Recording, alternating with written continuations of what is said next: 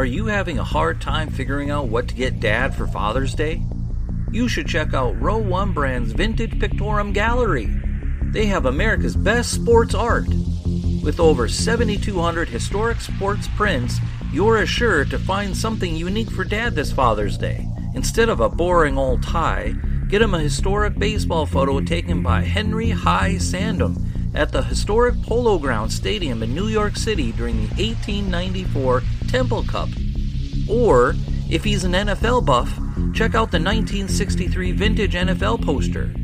These are so good looking that you'll be amazed how they turn out. Shop now at sportshistorynetwork.com/row1 and save 15% off your order.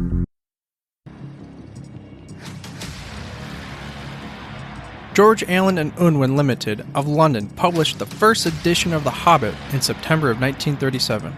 This is the same year the hero of our episode was born. The main character of the book rose from obscurity to become a hero in a somewhat unorthodox way, known to be a thief. In this episode, I'm going to tell you about our first 2018 Hall of Fame inductee that made his way into the Hall of Fame in a similar fashion, because as a general manager, he was a trade artist. Welcome to the Football History Dude podcast, where each episode is a journey back in time to learn about the rich history of the NFL. Your host is Arnie Chapman. Football is his passion, and he wants you to come along with him to explore the yesteryear of the gridiron. So hop on board his DeLorean, and let's get this baby up to 88 miles per hour. Great Scott! This time as we step off our DeLorean, the date is January 24th, 1937, and we are in Zanesville, Ohio. But before we go further, I wanted to let you know about the surprise I was talking about. You see, starting today, which is Saturday, and you're like, yeah, this is kind of weird. You normally release your episodes on Wednesday. But starting today, I'm going to release a daily episode for the next 8 straight days. And these are going to be a little bit shorter than normal. However, the goal of this is to have a daily episode dedicated to each of the 2018 Hall of Fame inductee class. So what we're going to do is we're going to start today's episode with Bobby Beathard, and we're going to roll on through to next Saturday, which is August 4th, the day of enshrinement, where we're going to see all of the 2018 Hall of Fame class get inducted into the Hall of Fame. But before I get started, I wanted to remind you to head to thefootballhistorydude.com for the show notes, and to make sure you mash that little subscribe button on your podcast player of choice so you get the hottest, freshest off the press episodes each and every week. I'd also appreciate an honest review of the show. But let's get back to the episode.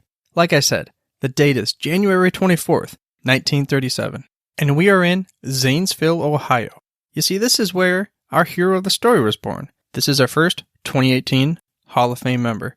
He is going to be Hall of Famer number 311, and his name is Bobby Beathard. Now, he was one of the contributors for the league. As we discussed a few days ago, the Hall of Fame class for 2018 had 18 nominations that made it to like the final cut round, I guess you can call it, for Selection Saturday. So they had 2 seniors, 1 contributor, then they had 15 modern era players. Bobby Beathard was a contributor because he had a 33-year career as a personnel administrator. Now, there were various different positions he had, but at one time throughout his career, Sports Illustrated would end up calling him the smartest person in the NFL. And what I'm thinking is, he probably would have been like, a fantasy football legend. If he was an owner of a team, he probably would have had the nickname Nostradamus is my grasshopper because he was spelling doom for his opponents. And I'm going to get to the reason why he would have been called that. But just like Drake says, gotta start from the bottom, now I'm here. So as he did, he started from the bottom. But it wasn't like a total bottom, he was a scout. The first full year where he was actually, employed by an NFL team was in 1966 for the Kansas City Chiefs, which happened to be the year they were in the first Super Bowl. And then again, in 1967, he was a scout for them. Then from 1969 to 1971, he was a scout for the Atlanta Falcons. Then he got kind of like a promotion for the 1972 Miami Dolphins, where he would be hired as the Director of Player Personnel from 72 to 77. And if that year sounds familiar, yes, that was the year they went undefeated and won the Super Bowl. then they would win the Super Bowl the following year. So I'm saying this guy is already on to the fast track, which is probably one reason why the Washington Redskins would promote him to his first gig as the general manager in 1978, where he would serve from 1978 to 1988. Then he kind of took a year off for a little bit for various reasons. Then he decided to go be the general manager for the San Diego Chargers in 1990, where he would serve until 1999. One of the reasons why he decided to go out to San Diego was when he was a little tyke, his parents moved him out there to, California area, El Segundo, and he would, he said that he loved to ride the waves. And when I was listening to the National Football Hall of Fame conference call that he talked about being out there on the waves. And he even, I'm pretty sure I heard him talking about still riding the waves nowadays, but I'd have to go back and fact check that one for you. In an article from ESPN labeled Why He Was Selected, teams run by Beathard advanced to Super Bowl 7 times and won 4. He was also responsible for drafting Hall of Famers Junior Seau, Art Monk, Russ Grimm, Darrell Green, and the list goes on and on and on about all the different kind of things he did as far as drafting players. And we find out that it wasn't always the same way. Like I said, he was kind of an unorthodox kind of dude. But he was also responsible for hiring Joe Gibbs and turning the Redskins into a powerhouse. But the reason why he would be what I call Nostradamus is my grasshopper is because he was like the OG of trades. I mean, he was like basically Madden style, where he was known for being a visionary as far as trading first-round draft picks as weapons. I can just think about in Madden in the franchise mode where, trading, yada, yada, yada, and I'm like, I'll give this dude 2 first-round draft picks and give me back that guy with a 98 rating. Yeah, sure, let's go. And that's kind of like the same mentality he had. He's all like, in the chamber, man. I have these draft picks, and we are going to go because one thing that he did, well, later on as his career went on, as he became just, his teams were constantly winning. Generally, they were later, first rounders. But he had this keen eye for players. Like I said, Nostradamus. And he just knew these players in the back of the draft were just going to be killer. So even though free agents don't normally win championship, it sounds like Bobby Beathard basically played it just like Madden style, like I said. The 1982 Redskins Super Bowl team had 27 free agents from Beathard. Now think about that. There's a 53-man roster. So just barely over half of those players from that 1982 Redskins Super Bowl team were free agents. As in, he had to bring them in, whether it was off the streets, from another team, whatever it was.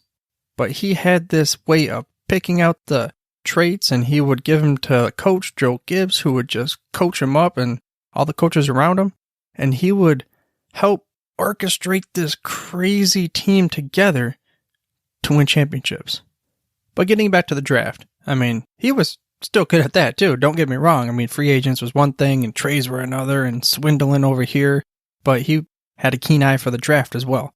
I mean, like I said, he was responsible for drafting some Hall of Famers, some of which were Junior Seau, Art Monk, Russ Grimm, and then the next guy I'm going to talk about, Darrell Green. There was an ESPN Memorable Moment article from the 1983 draft where Darrell Green came out that discussed how Beathard wanted this guy from a small school. He really wanted him because he thought he could be a contributor and play for a long time for him. Bobby tried to trade up many times to take Darrell Green, but there were no takers. But then, somehow Green lasted until the last pick where the Redskins were taking. So of course, Beathard pulled the trigger, he took Darrell Green on his team, and then the rest is history.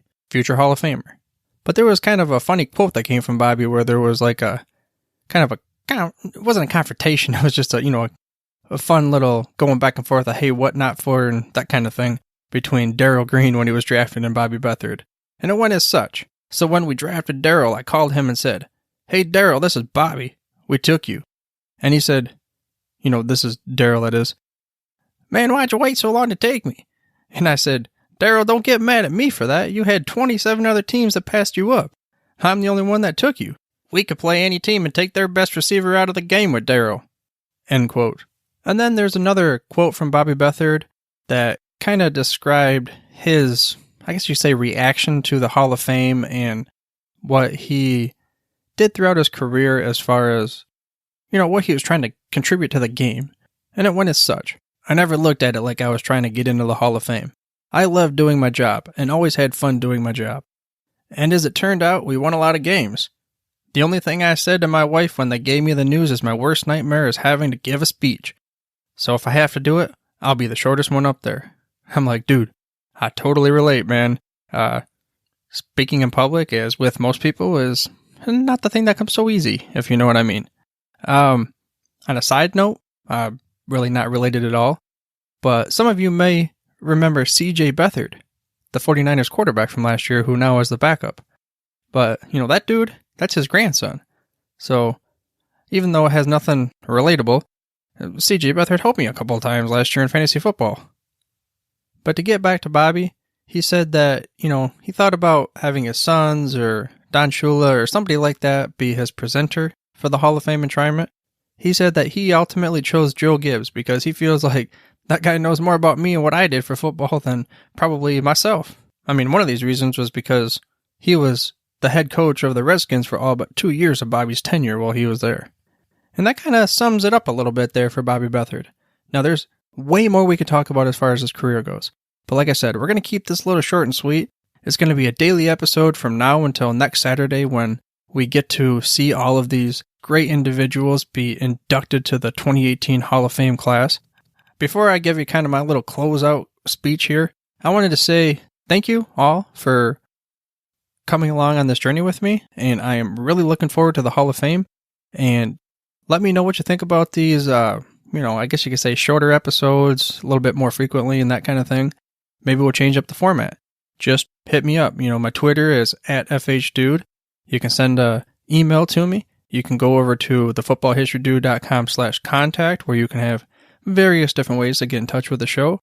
And just, hey, go out there, enjoy Hall of Fame enshrinement week. What they were talking about, the 4 best days in football, and be like me. Get all giddy for the upcoming NFL season, because kickoff is August 2nd. The Hall of Fame game. The first preseason game of the 2018 season between the Baltimore Ravens and the Chicago Bears. But again, one more thing though. I'm very curious. When you contact me, I'm wondering who is the member of the 2018 class that you are most excited to see be inducted to the Hall of Fame this year. The last episode is going to be my guy. I'll tell you a little bit about it, but just curious. I'd like to know everyone's thoughts out there. And if you'd like to send in a recording of, your favorite 2018 inductee, by all means, send it in, myfootballmoment.com. But now I'm going to let you go. And I hope you enjoyed this bonus episode of the Football History Dude and were able to gain some knowledge nuggets about one of the greatest general managers in league history. And tomorrow, I'm going to give you a brief overview of the career of our next Hall of Famer, Jerry Kramer. But for now, dudes, I'm through if you're through. Thank you for listening to this episode of the Football History Dude. To make sure you're the first to get the next episode, please subscribe on your podcast player of choice and head on over to thefootballhistorydude.com for the show notes and more information on the history of the NFL. And remember, dudes, where we're going, we don't need roads. We here at the Sports History Network proudly partner with 26 podcasts, all revolving around the history of sports. But did you know that many of our hosts were sports history authors way before they started their shows? It's true. We've got Joe Ziemba, host of When Football Was Football, Joe Zagurski, host of Pro Football in the 1970s, Mark Morthier, host of Yesterday Sports, Tommy Phillips, host of Lombardi Memories, and Scott Adamson, co-host of From the 55-Yard Line. All these authors have many books for you to choose from. To check them out, go to our website at sportshistorynetwork.com/sportshistorybooks. Pick up your copy today.